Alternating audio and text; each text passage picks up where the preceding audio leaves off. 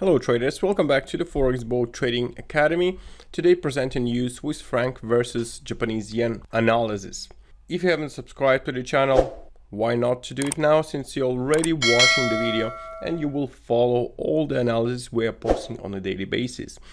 And before we get started, I would like to remind you that all the information in this video is for educational purpose only and should not be considered as a financial advice. And on the Swiss franc Japanese yen, the interesting thing is this rejection of two channels. Let me zoom it out.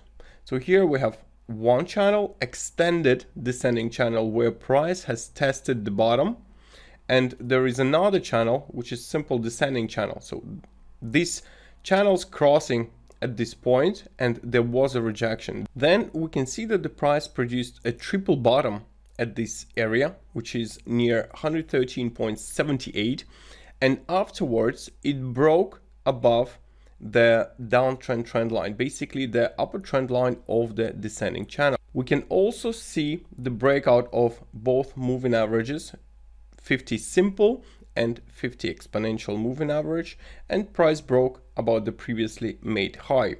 So all in all, this seems like a very interesting price action in terms of the buying opportunity for those who chooses to go long. So here, this breakout should be the confirmation. Now, what might be happening is a correctional move to the downside, maybe towards the trend line before, and if price will move up.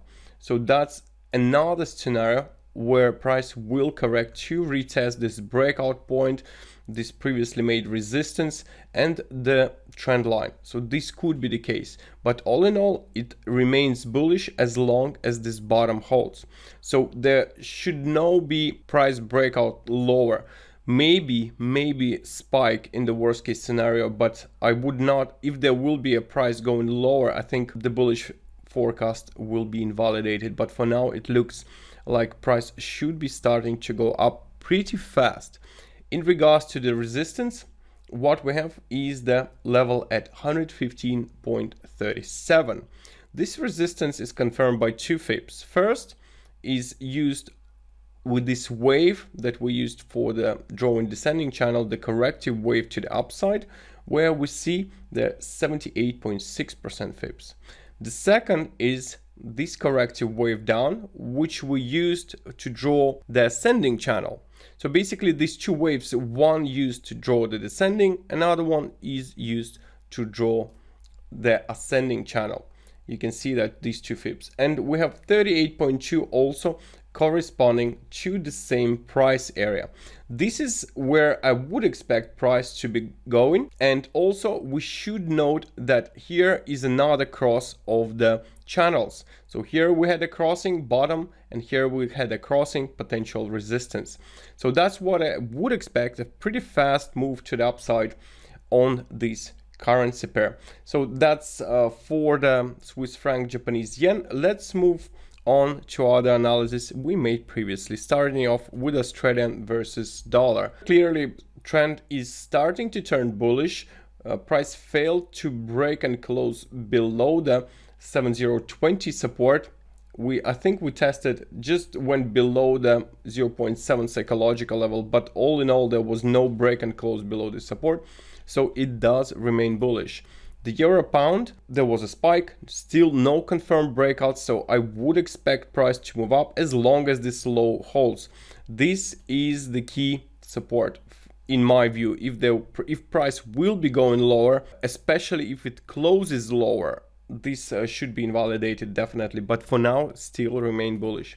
Australian Canadian, well, here definitely invalidated, although I think Canadian dollar will be feeling weak in the coming weeks, and this should result in this corrective move to the upside. But all in all, we tested this resistance after then a heavy corrective move to the downside.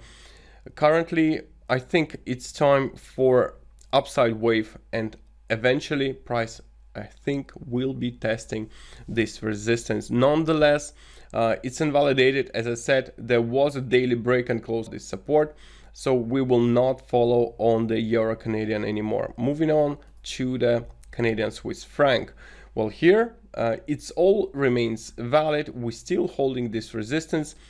although per daily close was above this resistance. So it's a bit tricky here, but as long as we hold this price, this high here, which is now the key resistance, we should be moving to the downside. So expecting this resistance to hold. I think the highest high has been reached, and yeah, it still seems like a decent move to the downside that we might be seeing throughout the next couple of weeks.